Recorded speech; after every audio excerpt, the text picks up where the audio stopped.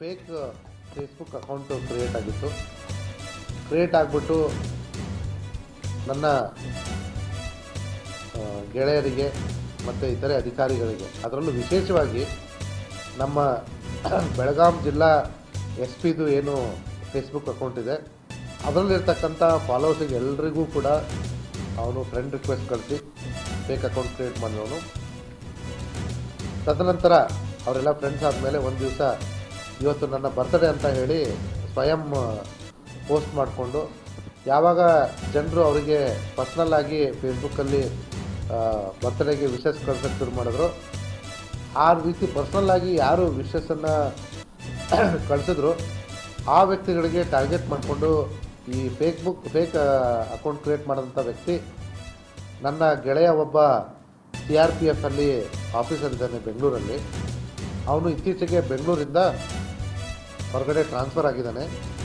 ಅವನ ಹತ್ರ ಸುಮಾರು ಒಳ್ಳೆ ಫರ್ನಿಚರ್ಸು ಮತ್ತು ಎಲೆಕ್ಟ್ರಾನಿಕ್ ಗೂಡ್ಸ್ ಐಟಮ್ಸ್ಗಳು, ವಿಶೇಷವಾಗಿ ಈ ಫ್ರಿಜ್ಜು, AC, ಫ್ಯಾನ್ಗಳು ಮತ್ತು ಒಳ್ಳೊಳ್ಳೆ ಫರ್ನಿಚರ್ಗಳನ್ನ ಫೋಟೋ ಹಾಕ್ಬಿಟ್ಟು ಇದರ ಮಾರ್ಕೆಟ್ನ ಮೌಲ್ಯ ಸುಮಾರು 12 ಲಕ್ಷ ಆಗುತ್ತೆ. ಆದರೆ ನನಗೆ ಟ್ರಾನ್ಸ್ಫರ್ ಆಗಿರೋದ್ರಿಂದ ನನಗೆ ಇದು ಟ್ರಾನ್ಸ್ಪೋರ್ಟ್ ಮಾಡಲಿಕ್ಕೆ ಕಷ್ಟ ಆಗುತ್ತೆ. ಅದ್ರ ಜೊತೆಗೆ ನೀವು ನಮ್ಮ SP ಸಾಹೇಬರು ಒಳ್ಳೆ ಫ್ರೆಂಡ್ ಇರೋದು ನಿಮಗೆ ಕೇವಲ 90,000ಕ್ಕೆ ಅಥವಾ 1,20,000ಕ್ಕೆ ಅಂದರೆ 10% ಕಾಸ್ಟಲ್ಲಿ ಕೊಡ್ತೀನಿ ಅನ್ನೋಂಥ ರೀತಿ ಮೆಸೇಜ್ ಹಾಕಿಸಿ ಅದ್ರ ಮೇಲೆ ಜನರಿಂದ ದುಡ್ಡು ವಸೂಲಿ ಮಾಡಲಿಕ್ಕೆ ಪ್ರಯತ್ನ ಮಾಡ್ತಾರೆ, ಫ್ರಾಡ್ ಮಾಡಲಿಕ್ಕೆ. ಫೇಸ್ಬುಕ್ಕಲ್ಲಿ ನಡೆದಂಥ ಡೂಪ್ಲಿಕೇಟ್ ಫೇಸ್ಬುಕ್ಕಲ್ಲಿ ಸಾಕಷ್ಟು ಬಾರಿ ಕೆಲಸಗಳು ಆಗ್ತಿರ್ತಾವೆ. ಯಾಕಂದರೆ ನಾವು ಸಾರ್ವಜನಿಕರು ಸಾಕಷ್ಟು ನಮ್ಮ ಡೂಪ್ಲಿಕೇಟು ಫೇಸ್ಬುಕ್ಕಲ್ಲಿ ಇದನ್ನು ಮಾಡ್ಕೊತು ಬೇರೆದವರು ನಡ್ಸ್ಕೊಂಡು ಏನು ಬೇಕಾದ ಹಾಕ್ತಿರ್ತಾರೆ. ಅದನ್ನು ಹೋಗಿ ನಾವು ಕಂಪ್ಲೇಂಟ್ ಕೊಟ್ಟರು ನಮ್ಮದು ಕಂಪ್ಲೇಂಟ್ ರಿಸೀವ್ ಮಾಡೋದಿಲ್ಲ. ಆದರೂ ಕೂಡ ಇದನ್ನ ಒಂದು SP ಅವ್ರದ್ದು ಒಂದು ಡೂಪ್ಲಿಕೇಟ್ ಕೆಲಸವನ್ನು ಫೇಸ್ಬುಕ್ ಚಾಲೂ ಮಾಡ್ಕೊಂಡು ಬೇರೆದವರು ರೇಡ್ ಮಾಡಿದ್ರ ಮುಖಾಂತರ ಹೋಗಿ ಯಾವ ರಾಜ್ಯದಾಗಿದ್ರು ಅವ್ರನ್ನ ಜಪ್ಕೊಂಡು ಬರುವಂಥ ಕೆಲಸ ಮಾಡ್ತಾರೆ ಇವರು. ಈಗ ನಾವು ಕೊಟ್ಟಂಥ ಸಾರ್ವಜನಿಕರು ಫೇಸ್ಬುಕ್ಕಲ್ಲಿ 2 ನಂಬರ್ ಆಗಿದಾವೆ, ವಾಟ್ಸಪ್ನಲ್ಲಿ 2 ನಂಬರ್ ಮಾಡ್ತಾರೆ ಅಂತ ನಾವು ಕಂಪ್ಲೇಂಟ್ ಕೊಟ್ಟರು ಇದ್ರ ಮೇಲೆ ಇಶ್ಯೂ ಮಾಡೋದಿಲ್ಲ.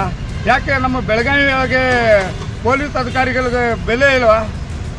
ಪೊಲೀಸ್ ಅಧಿಕಾರಿಗಳು ಏನು ಮಾಡ್ತಾರೆ, ನಾವು ಕೊಟ್ಟರೆ ಕಂಪ್ಲೇಂಟ್ ತೊಗೊಳ್ಳೋದಿಲ್ಲ, ಅದನ್ನು ವರ್ಷಾಂತನ ಹತ್ರ ಹಿಂಗೆ ಬಿಡ್ತಾರೆ. ಇದನ್ನು ನಿಮ್ಮ ಡಿಪಾರ್ಟ್ಮೆಂಟದು ಯಾವ್ದಾದ್ರು ಒಂದು ಡೂಪ್ಲಿಕೇಟ್ ಮಾಡಿದಾರೆ ಅಂದಮೇಲೆ ನೀವೇನು ಮಾಡಿಬಿಡ್ತಾ ಇದ್ರಿ, 8 ದಿನದೊಳಗೆ ಎಲ್ಲಿ ಅದನ್ನು ಯಾವ ರಾಜ್ಯದಾಗ ಅದಾರ ಅನ್ನೋದು ಹುಡುಕಾಡ್ಕೊಂಡು ಹೋಗಿ ಅವನು ಜಪ್ಕೊಂಡು ಬರುವಂಥ ಕೆಲಸ ಮಾಡ್ತೀರಿ. ಇದು ನಮ್ಮ ಇಲ್ಲಿ ಬೆಳಗಾವಿ ಜಿಲ್ಲೆಯೊಳಗೆ ಲೋಕಲಲ್ಲಿ ಇರ್ತಾರಂತಲೇ ನಾವು ಕೊಟ್ಟರೆ ಅದಕ್ಕೆ ನಿಮಗೆ ಜಪ್ಕೊಂಡು ಬರುವಂಥ ಕೆಲಸ ಮಾಡೋಕ್ಕೆ ಆಗೋಲ್ಲ. ನಿಮಗೆ ಬೇರೆ ಒಂದು ಅಧಿಕಾರಿ ಬೇರೆ ಮಾಡಿದಾರೆ, ಇವ್ರಿಗೊಂದು ಬೇರೆ ಅಧಿಕಾರಿ ಮಾಡಿದಾರ್ಬೋದು. 2 ಅನ್ಯಾಯ ಥರ ಆಗ್ತಾ ಇದೆ. 2 ನೀವು ಮಾಡ್ತಾ ಇದ್ರಲ್ಲ, ನಿಮಗೆ ಸರ್ಕಾರಕ್ಕೆ ಮೊದಲನೇದಾಗಿ ಸರ್ಕಾರ ನಿಮ್ಮನ್ನು ಗಮನಿಸಬೇಕಾಗ್ತಿದೆ. ಅಧಿಕಾರಿಗೊಂದು ನ್ಯಾಯ, ಜನಸಾಮಾನ್ಯರಿಗೊಂದು ನ್ಯಾಯ, ಇಂಥದ್ದು ಯಾಕೆ ನಡೀತಾ ಇದೆ? ಈ ರೀತಿ ನಡಿಬಾರ್ದು. ನಡೆದ್ರೆ ಎಲ್ಲರದು ಒಂದೇ ರೀತಿ ನಡಿಬೇಕು. ಅವರು ಸಾರ್ವಜನಿಕರಿದ್ದಂಗೆ ಇವರು ಸಾರ್ವಜನಿಕರಿದ್ದಂಗೆ.